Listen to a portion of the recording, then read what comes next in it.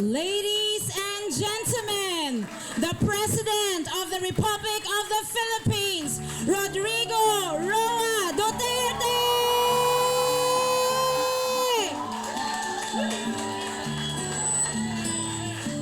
Mga kababayan dito sa Danang, I'm proud to present to you the President of the Republic of the Philippines, Rodrigo Roa Duterte.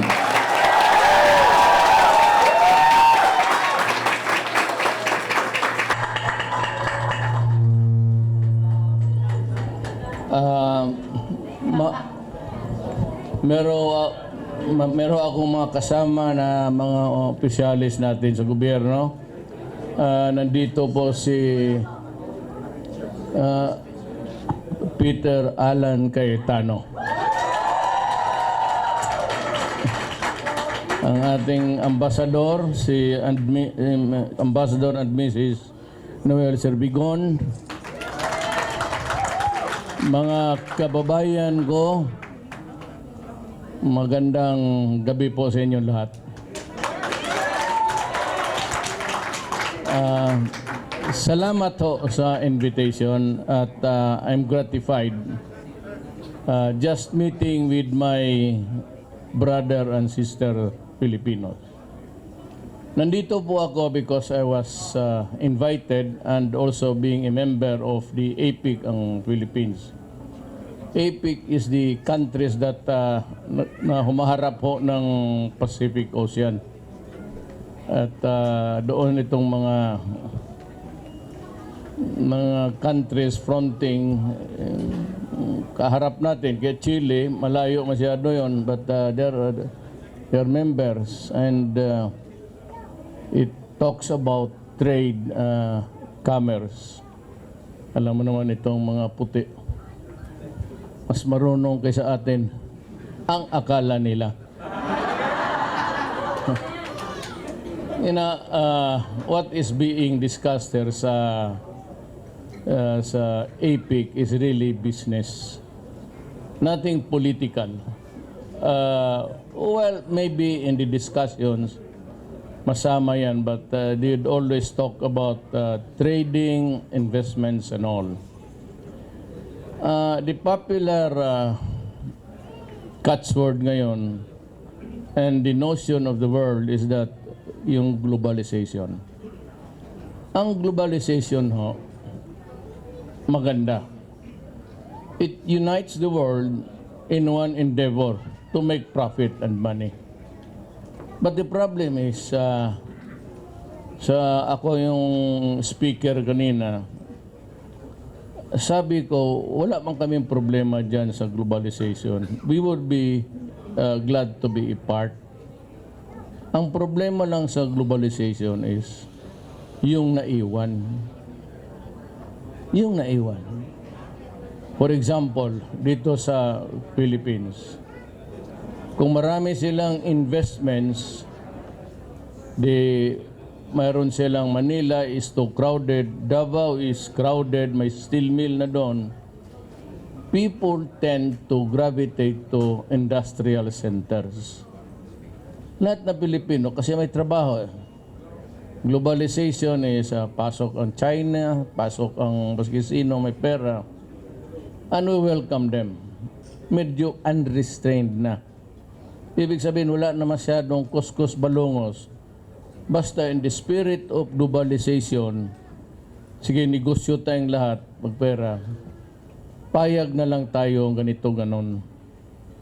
Eh, sabi ko nga sa industrial centers, deflect to Manila. Many from the provinces pupunta doon. Davao City is crowded already. Choose to have about 1,800,000 people. Ngayon, maging mga 2.5. Ang problema, ang iniwan nila kasi wala nang gusto ang anak magtanim kagaya sa tatay niya. Iiwanan na niya yan. Ang problema, sino ang magtanim sa lupa? Para na lang sa pagkain nila, wag na lang yung community of Davao City.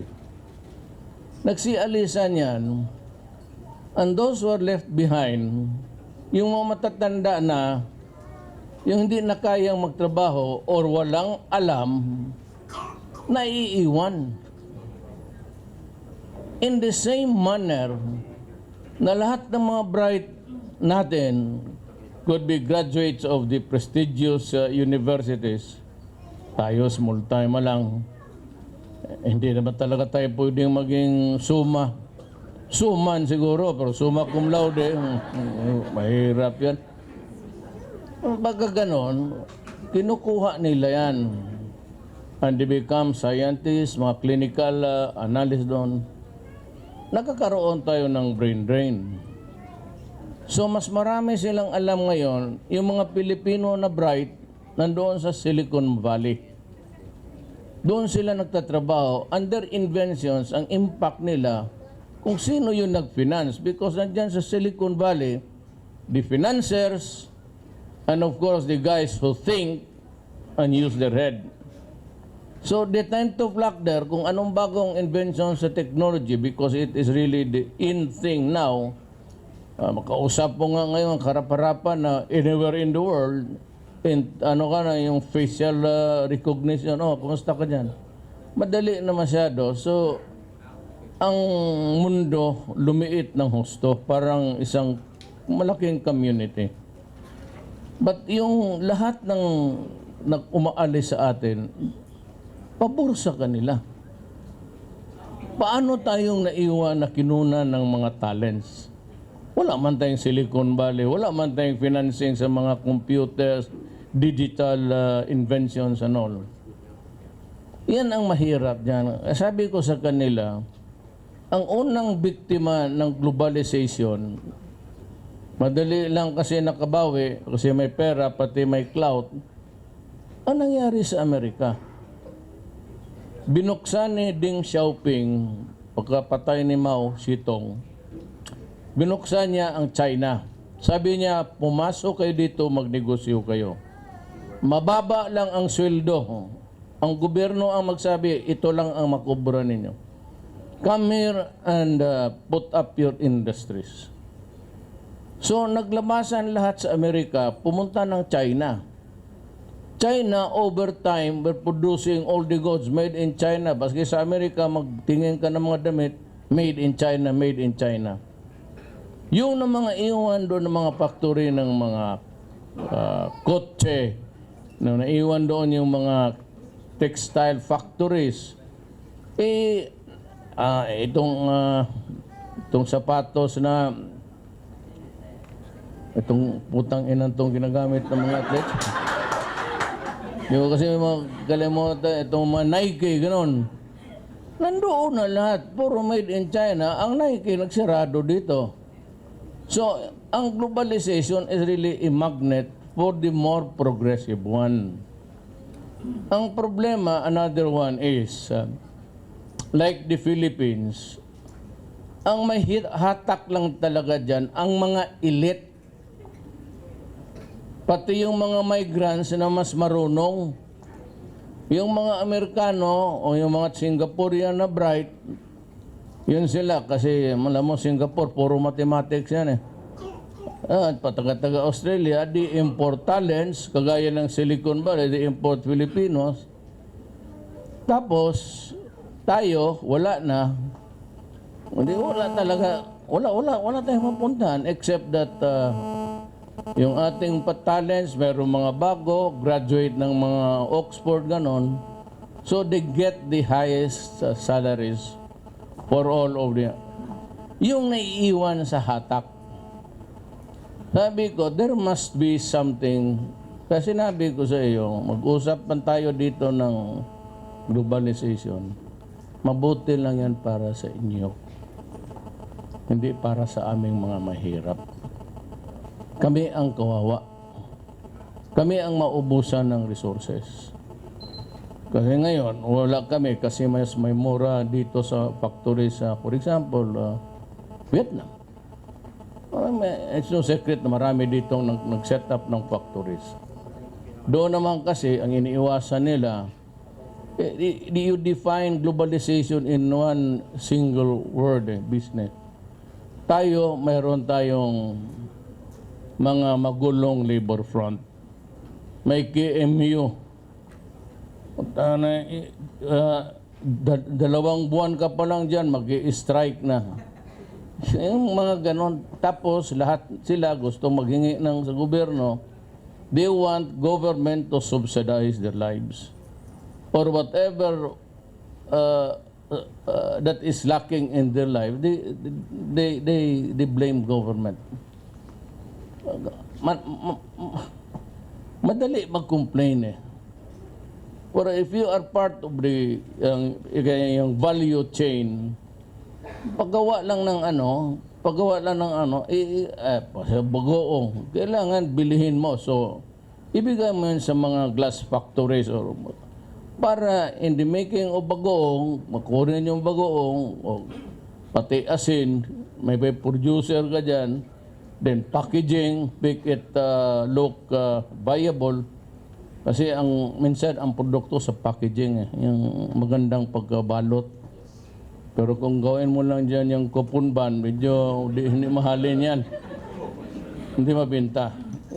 Yung mga ganon, because they think that globalization is good.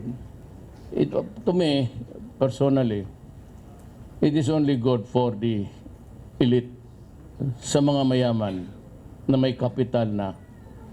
Tapos yung mga pagpasok ng may pera. It's either form of services, tao, or goods.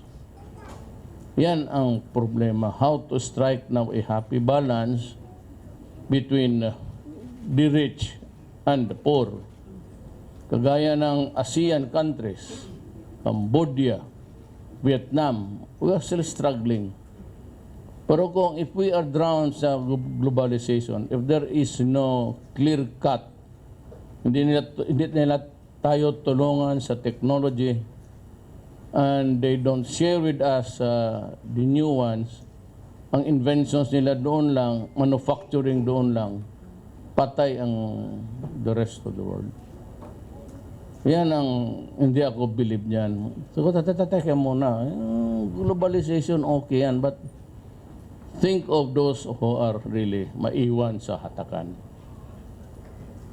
Tsaka yung immigration ngayon, baski saan ka magpunta, wala namang if you want to work in Paris and if you are talented and wala nang hotso, kupos-kupos dyan. Bigyan ka ng visa, lalo na yung mga bright, yung mga nasa, huwag na tayo ng eskwelahan, wala man rin. Yan ang yung mga factories ng manok. Pigiri. Mahal man sa Pilipinas na mag-maintain ka ng pigiri, pati manok, medisina. Mahirap kasi ang tariff eh. Sa kanila, kung sila ang magpigiri, sila ang gagawa ng medisina, kanila lahat, they do not import anything to promote the growth of your endeavor. Pag pabili nila, barato talaga, mura talaga. Dito, paski sa Pilipinas, kung nandito tayo sa Pilipinas, mahal ang medisina, mahal ang feeds, so mas mahal. Ngayon, hindi mo masisi ang Pilipino. Importation of rice. Harvest time. Nandito si Secretary Piñol, yung agriculture. Pag harvest time, mag-import rin sila, mas mura ang imported rice kesa domestically grown rice. Paano ang farmers natin? Alang-alang pilitin mo naman ang Pilipino. Diyan ka magbili kasi Pilipino yan. If that is your only argument, tapos ka niyan. Bakit mo ako pilitin mga may mura ito? Ang sweldo ko, ganito lang. Di, mabankrupt talaga yung mga manok. Wala yan, ubos. Yung mga poultry sira. Ang itlog na lang ang medyo viable. Kasi kumakain ito na ito. Pero yung mga manok, mahal. Baboy, may crisis sa Pilipinas. So, doon sila mag-import sa Spain, ipadaan sa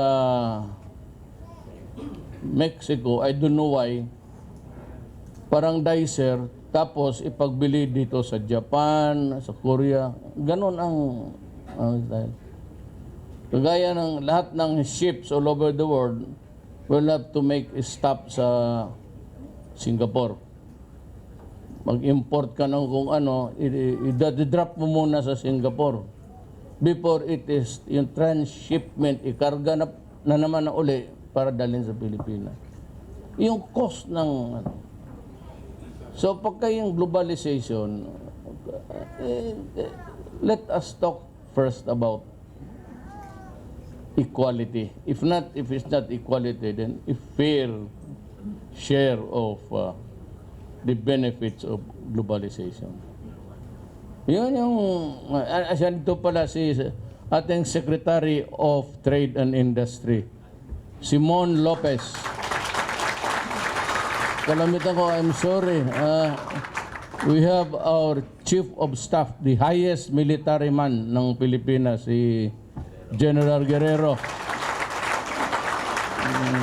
Jagger. He took over Anyo, who retired. Kinuha ko sa... may problema ako sa pulis eh. Kinuha ko si John Anyo, kasi medyo stricto. Nag-retire siya. Siya yung DILG, but he cannot assume right away because there is a prohibition that military men, lalo na sa DILG lang, cannot be taken in as secretary or cabinet member right away. He has to wait for 1 year. So ginawa ko muna siyang undersecretary sa DILG. Pero siya na ang magpatakbo niyan. Nandito, Mon Lopez is yung small and medium industries. Yan ang expertise niya. Kaya may pera kayo, may mag-uwi kayo ng Pilipinas at gusto ninyo magturuan kayo o mag-negosyo, go negosyo. Yan go negosyo yan. Magdagdag ka ng turuan kanya and how to make it grow. O that's only yung sa chain value natin. Dito tayo that itong mga may gumagawa ng mga bagay-bagay to complete a product should also participate. Kaya ako, I'm not so keen about, during sa plenary, debate talaga to. Because I will insist that not all aspects of globalization is really favorable to the poor countries. Mahirap yan. Gaya ng natin, tarif po. Gusto nitong mga buang ang kanilang produkto, libre magpasok, pero tayo magbayad ng taxes. Yung taripa, yung import tax. Hindi ko maintindihan eh. Kasi karamihan nito yung mga mayaman. Kasi sinabi ko nga dito sa ASEAN, kung kaya ng European Unions magkaisa, bakit natin hindi kaya? Huwag tayo magpabili sa kanila. Huwag tayo, baski toothpick, wala. Fair is fair. Kung gano'n, ang ating banana sa EU. Kaya sabi ko mag-announce ako yung EU sa amin. Hinhabaan ko yung EU. EU ninyo. Tapos, ang one thing dyan is nagabigay sila ng assistance pero maraming kondisyones. Titignan nila muna ng human rights. Ang putang inang mga to. Maniwala rin sila yung mga kababayan nating naulo. Alam mo yung sila, Robredo, sila, wag kayong magbuto ulit. Totoo lang. Alam mo ito sila, magpakita doon sa Amerikano. Yan. Ayan ang listahan sa pinatay ni Duterte. drug lord, sinong taga-Usamis dito? Si Parahinog, si Albura Mayor, si Nalbits raw, kita mo naman, mga bata, okay, maniwala niya. Yung mga malalaki, sabi, where's the big fish? Bakit mga mahiram? Patayin mo yung mayor doon, patayin mo yung dalawang mayor, yung isang mayor ng Iloilo. Baulit, tiway na uli-uli sa ila. Galayas na nga eh. Sabi ko, you're next. Lintian ka. Ngayon, ito lang ang pinapakita. Ang mga bugok naman, they are looking at sabihin na extrajudicial killing. Patay. Pati yung raid na legit patay. Yung tapos, yun ang i-publish na, yun ang iyaw-yaw nila. And baliktarin mo kung anong ginawa nitong mga unggoy na to. Paano nila sinira ang bayan ko? How come na 40% of the total barangay captains dito sa Pilipinas contaminated na sa drugs? How come yung mga mayor pumapasok sa negosyo? Inisip ba ninyo yan? Sabi, tingnan mo itong United Nations. They say that it is a social problem. Then, if it is a social problem, huwag mo lang tignan kung sino yung namatay. Marami yan sa cemetery. Baliktarin mo, bakit itong putang ina ito namatay? Kasi pumasok, sinira yung bayan ko. Yan ang diferensya namin ngayon. Ang pinag-usapan dito is, bakit mo pinatay? Nung mayor ako ng Davao, sino taga Davao dito? Pupunta kayo ng Davao. Pupunta kayo ng Davao. Mamasyal kayo baski anong oras. Any time of the day or night. Tingnan ko gaano kalinis ang Davao, gaano ka walang putok, New Year, wala lahat. Butit na lang hindi ko binawa lahat ng putok.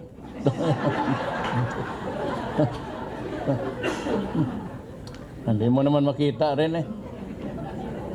Walang sound yan.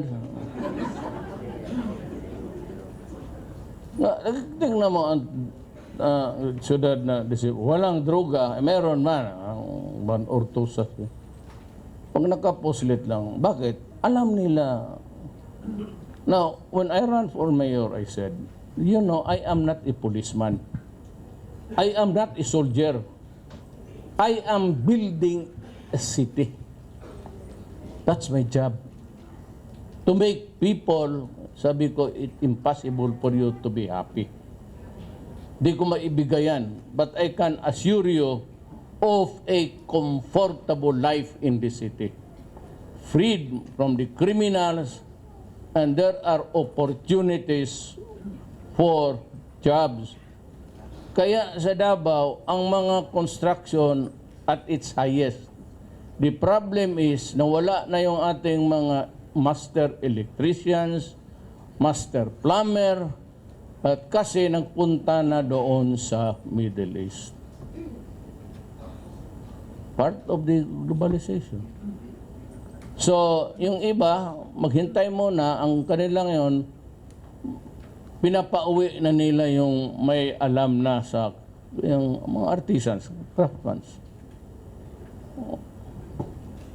Gusto ko sana ganon yung Pilipinas. Kaya sabi ko, do not destroy my city.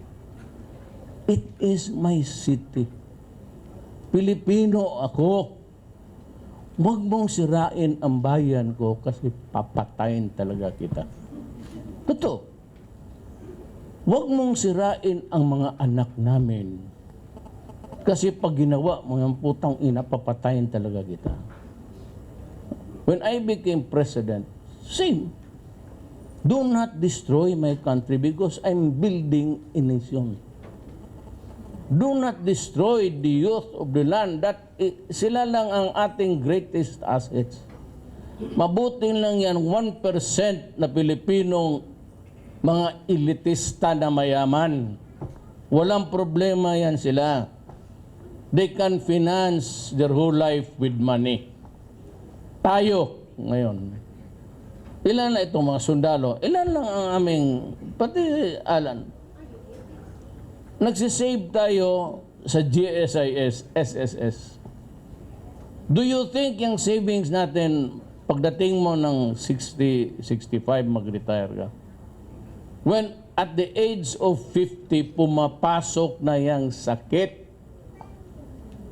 papasok na yung hypertension, pumapasok because we are an eating, rice-eating race. Okay, carbo eh. Yan lang naman ang kalaban ng diabetes is carbo. Sobra tayo, kaya ang Pilipino magkain, I have noticed that rich or poor, ang Pilipino mayaman o pobre, maubos talaga yung kanin, maraming ulam.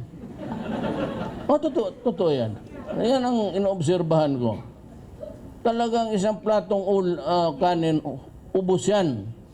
Marami pang ulam na titira. Parang nagtitipid. Usually, gano'n eh.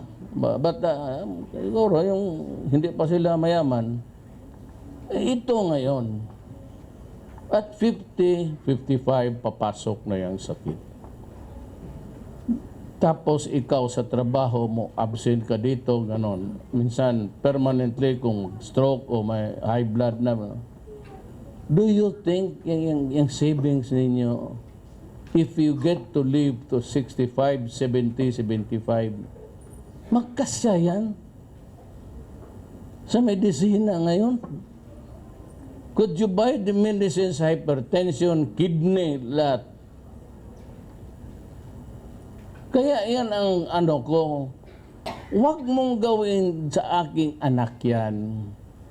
Kasi in the same manner na tayo pinalaki ng nanay natin, hoping tatay natin, na pagdating ng sa panahon, disabled na sila, hindi na makatindig, bedridden na mapakain mo ng lugaw, mabili mo ang medisina, yung iba pa nga magsangla ng property just to buy the medicines of their parents and of their grandparents. Yan ang reality niyan. Tapos itong mga animal na to, because ang hindi nila alam, shabu is a product for the poor. Ang mga mayaman, wala yan. Cocaine, heroin, cannabis. It does not affect the brain too much kasi it is grown organic. Tanim eh. Papi. Itong shabu is a combination of chemicals. Ang United Nations mo nagsabi, it can cause insanity or aberration of the mind. Kaya itong mga to lumalaban talaga, kaya nga namamatay. Itong mga puti, mga taga-iyo, itong mga ignoranteng na mga Amerikano, pretending to be, pati yung si Obama, itim-itim mo, mayabang ka. Siya man yun. Siya ang nag-una, reprimanded me, why do you reprimand? I'm a president of a country. Yung mayor ako, okay lang. But do not reprimand me in public because I represent a country. Gaano kami kahirap, gaano kami kaliit, putang ina, huwag mo akong ganunin. Kasi sinabi ko, putang ina ka, you can go to hell. O kaya ngayon, popular ako masyado, baski saan kilala ako.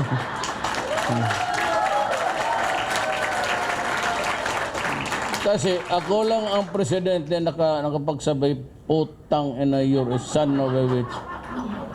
Wala man, takot man sila. Takot ko, baka sa lapit ka, saksakin kita.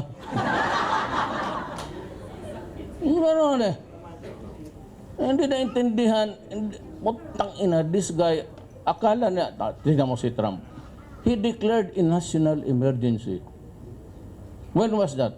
Last week. Ako, Early on sinabi ko na I declared a national emergency. Kasi may problema tayo. It was not kailan din yung nakita yan nag-surrender by the thousands, by the hundreds of thousands? When I became president. All the while, hindi natin alam ganun palaga kalalim ang tama. So I had to go to extreme measures. Biro mo, 4 million Filipinos addicted. Ang ayaw ko dyan is, they are reduced to slavery. To what? To a chemical called shabu. Wala na habang buhay na yan. Nauna ako sa rehab sa Davao. Ang rehab ko was 18 years old na. Panahon pa ni Gloria yan. Hindi pa popular yung sabihin ko sa inyo, ang sliding rate, mag-slide pabalik, in a scale of 1 to 10, ang 8 babalik talaga. No more cure yan. Malaman mo yan na kumuha ng shabu ganitong bunga nga bantayan mo. Ginagrind nila. Kaya lahat ng mga shabu yung mga bata pa, ubos, puro gums na lang yan. Ngayon, kinakain yung ngipin. Pag nakita mo, ito, wag lang sana kayong, I hope it will not really affect you. Kagaya ng ibang lugar. Hindi dito. In Asia, Vietnam, China, we are being treated humanly. Tao talaga tayo dito. Yung ibang lugar, ayaw ko na mag-mention kasi I might jeopardize their stay. Ilang beses na ninyo nabasa yan? Sige nga, Filipino man tayo. Nire-rate. Ilang beses na ninyo, ilang publications na ninyo, they are only allowed to sleep 2 to 3 hours. Tapos basura ang pinagkain. Maligayahan ka niya. Tapos yung anak nila, alam ng mga putang ina, itong mga peddlers, na may pera ito. Somebody is sending the money. So yun ang sunod-sunuran, dikit-dikitan nila hanggang mahulog ang bata. Yung, kung ang pamilya mawala ang tatay, magpunta sa Middle East, it becomes a dysfunctional family already. Pag mag-alis pa ang nanay pati tatay, ang isa doon sa isang country, mostly in the Middle East, tapos araw-araw pinaghampas, pinagginagamit. Because doon, if you are a slave or bought from the slave market sa Africa, sexual abuse is part of your job. Gamitin ka ng yung tatay, yung nanay, yung tatay, yung anak, yung son-in-law, yung brother-in-law.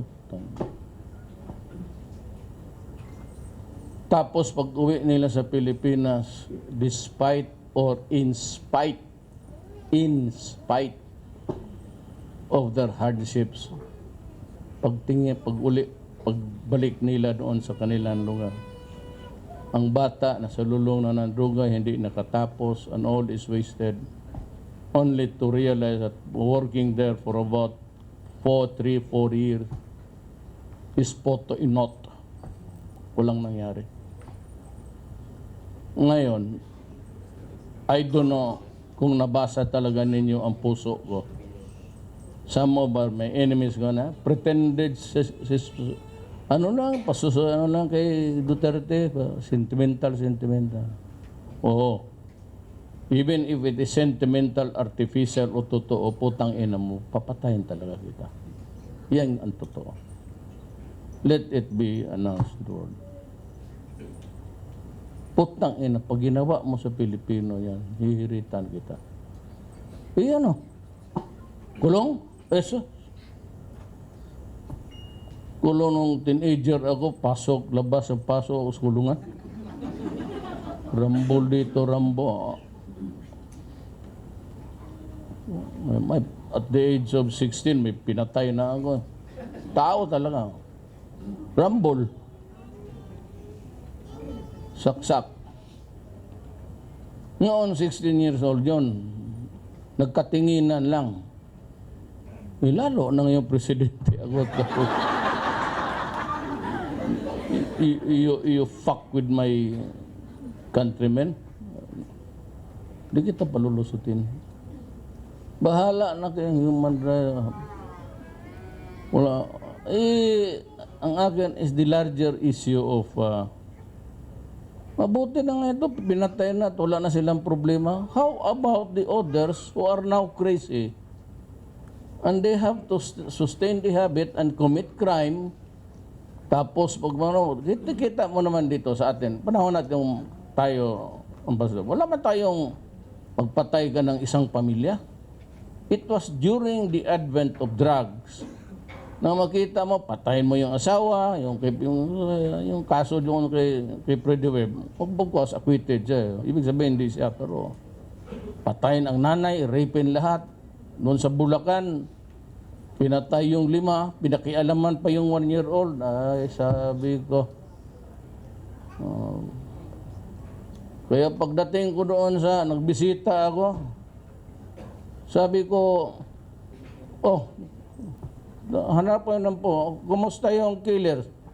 Papatay na, sir. Kanina pa. Ito ba, malinis? Bakbakan? Oo, sir. Yung talaga, yung malinis na hindi extrajudicial killing. Alam mo na mo ang pulis. So ako makikita ng pulis na puro bakakon lahat yan. Pulis? Kung sabagay, maasahan mo. Yun ang... Kaya, yan, nakuha talaga ninyo personal sa akin. Paano ka magtingin ng problema? How do I look at the situation? Alam na ninyo ngayon. Alam na ninyo, takin na mo, hiritan talaga. Hindi ang papayag na ganunin mo ang bayan. Kasakripisyo, magpa-rape na nga, magtrabaho doon, walang tulog, walang kain, basura, tapos pagkatapos niya, yung pagod niya, ganun nilang, who will give justice? Ang nakikita na yung listahan sa mga putang inang patay na. Mabuti na nga yan, doon sa impyerno, ayaw mo pa. Kung dito yan magkalat. Yan ang totoo dyan. Hindi, nagaprangka talaga ako. Human life, you must be here. And when you live with your fellow men, you must respect human, not only right, but life. If you make the life of the Filipinos miserable, it is as if you are consigning them to hell alive. Mas mabuti pang pinatay mo na lang rin. Mayroon kang 2 anak dyan, adik. Tapos yung babae, sige labas. Kada uwi, after 2 buwan, buntis na. Tapos iba-iba ang tatay. Kasi para lang makapag-ganon, she uses her body to get the drugs.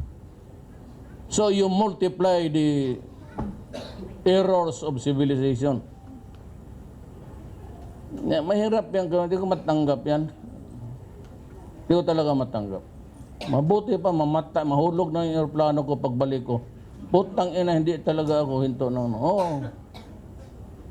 gusto na, you might pray that kung ayaw mo, if you do not want me, you just pray. It's about a good 2 hours going back. Just pray for one spring there or not yung bolt matanggal. Di para diretso-diretso na sa...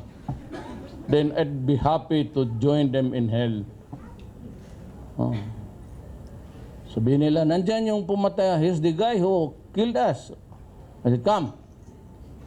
I am now your new leader. Let's go to... We'll go to Satan. Pagdating ko kay Satanas, I'll slap him and I'll cut his tail. Gawain kong bulalo yung kainin natin. Putang ina itong santanas na ito. Ako na yung tigas dito. O, bakit to? Tigas ako dito, tapos sa impyerno, gawain mo lang akong utusan ng putang ina ka. Sinuwerte ka. Totoo. Ngayon, sabi nila, yung extrajudicial killing.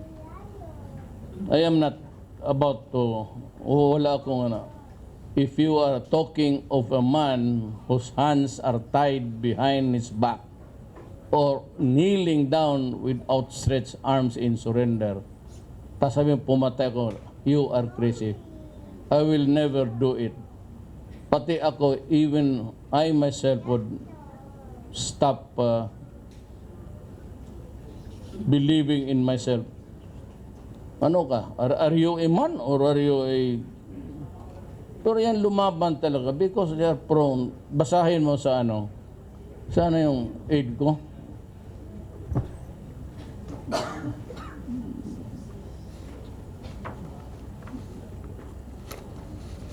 Itong aid ko, police ito. Ito galing ito ng United Nations, ha? Okay na, ako na bahala. This is a publication actually that came from the United States. Tangaran ng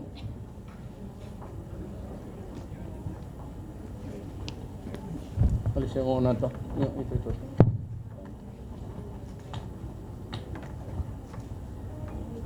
Tama na. Okay na. International Narcotics Control Board, precursors and chemicals frequently used in the illicit manufacture of narcotic drugs and psychotropic substances, 2014. United Nations.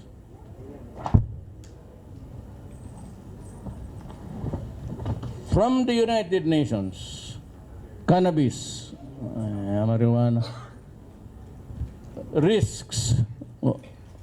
Cannabis smoke contains 50% tar, more tar than for the cigarettes, which puts users at an increased risk of lung cancer and other respiratory disease. Yan lang. Cannabis. Ito yan sila, marijuana.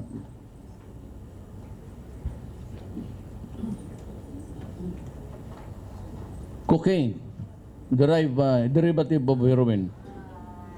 Other risks. Mixing cocaine with alcohol is a dangerous cocktail and can greatly increase the chances of sudden death.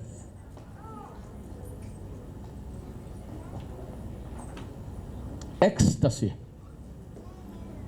Tablets or pills that are sold as ecstasy may contain other potentially dangerous substances which can vary widely in strength and effect. Heroin. Users risk overdosing on heroin, which can lead to coma and death through respiratory depression.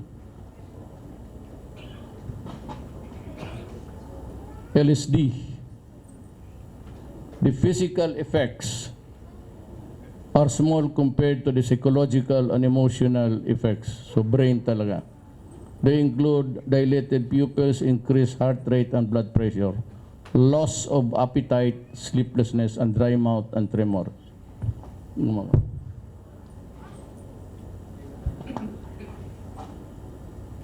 Methamphetamine, shabu. Methamphetamine use sometimes triggers aggressive, violent, and bizarre behavior among users. Ito putang mga Amerikano na to, let's check. Galing sa kanila ito, United Nations. Ayaw nilang maniwala. They don't believe that users of shabu are really violent persons. They tend to fight it out. Markarami dyan patay talaga. I know because I've been mayor. And I have participated in the, hindi killing, burial na lang. Let us minimize our... Ito mo, lumalaban talaga eh. Bizarre behavior. Kaya napapatay ang mga gagong to na sabi nila na extrajudicial killing. Eh, kita mo yung, was it yun, yung nagwala na, yung sa Caloocan, mga pinagsasaksak niya, pati yung polis, hinawakan ng polis, hindi naman gumaganti yung polis, yung kamay niya malapit maubos. So, nabaril lang niya yung natumba na yung polis at he had no other recourse but to fire. And yet, the unbelievers think that shabu is only good for the saints. Ang problema ng human rights, including the United Nations, at saka itong, hindi ko ma-memorize kasi because I hate her, yung rapporteur si, ayaw kong i-pronounce yung pangalan niya, basta card. Nagdala siya ng itim, black, doktor daw siya, nagsabi doon on TV, you know, use of drugs is harmless. Sabi ko, putang inan to. Kaya sabi ko kay Calamard, kung imbestigahin mo ako, sampalin kita. Paano?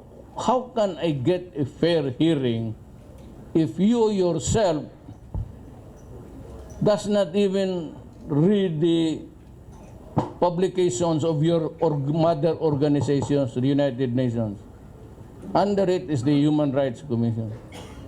Do not give me that shit, tong rapporteur na to. I will not slap her in front of you. Why? Because you are insulting me. Why? Because you yourself do not believe in the research of your own organization. You are fucking me. And I do not want it. Because talaga itong United Nations. Sige, file the case. And I will, let's have an argument there. And the international, whatever, criminal court. Sige, tignan natin. Isampal ko ito sa kanila. Eh, mismong study ninyo, ayaw ninyo panawalaan, tapos ako kulungin ninyo because of extrajudicial killing. And even if it is 100,000, huwag ka na magtipid. Even if it reaches that, sinabi ko, if you destroy my country and if you destroy the young, our only asset in this world, I will kill you. Period. Wala na tayong pinag-usapan yan. Talagang hiritan kita. If the judges can be bought, there is one judge, may isang judge dyan sa Manila, out of the 1,300 cases he heard in his lifetime, there is not even one conviction. Yung Secretary of Justice natin, sabi ng bigaon, ano daw siya, prisoner of conscience. Ito naman mga bugok na iyo, itong bleeding hearts, naniwala naman. Pwede ka ba mag-imbento ng ebidensya ng ganon? I mean, you know, I used to be a prosecutor, actually, before I became mayor. Would I ever allow that kind of... Hindi ako, I might be, you know, my mouth is not that good, but certainly I'm not a... I do not have that kind of system in my... Ano lang, what is right is right. But if you take the cudgels of your countrymen because you are being flooded with drugs, pasensya na lang tayo. Wala talaga ako magawa. So, ngayon, nagbaba. So, sabi ko, mababa naman. So, sige, pidiyan na lang. O, pag magtaas naman yan, balik na naman yung pulis. Alang-alang, hayaan ko yung bayan ko.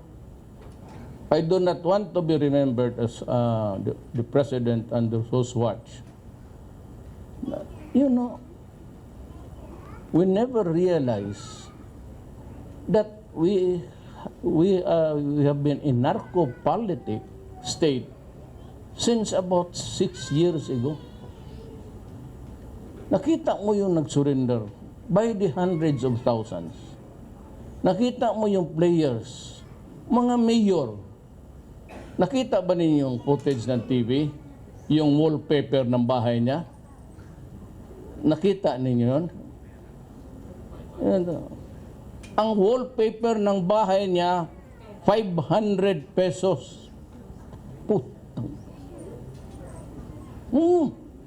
The wallpaper itself of the house were bills in the denomination of 500 pesos.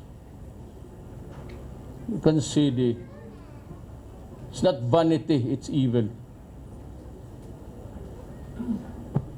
Pabutit na lang na ang presidency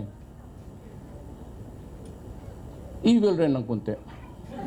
Kasi pag hindi ba tapatan, tapatan mo talaga. Tapatan mo talaga. Pag hindi mo tapatan, abusuhin ka. Yan talaga ang lesson ko sa buhay.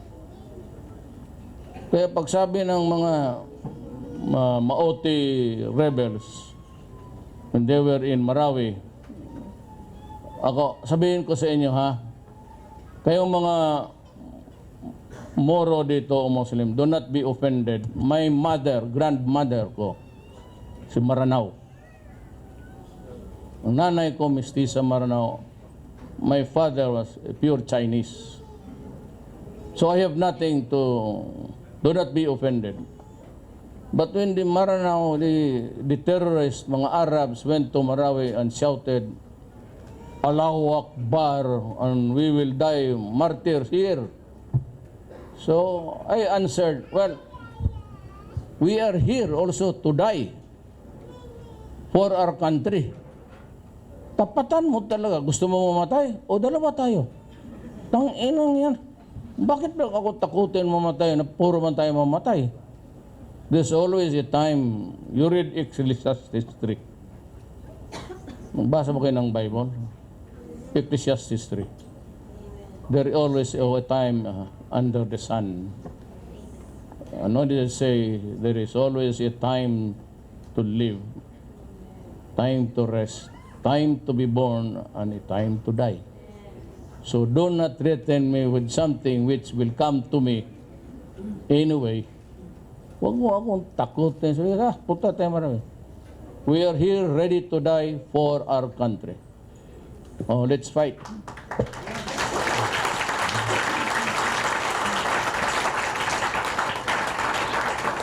So I have taken much of your time, but let me restate my position. I am Rodrigo Duterte. I am a worker. I am a worker of government. My task is to protect the people and preserve the Republic of the Philippines for our children. Maraming salamat po.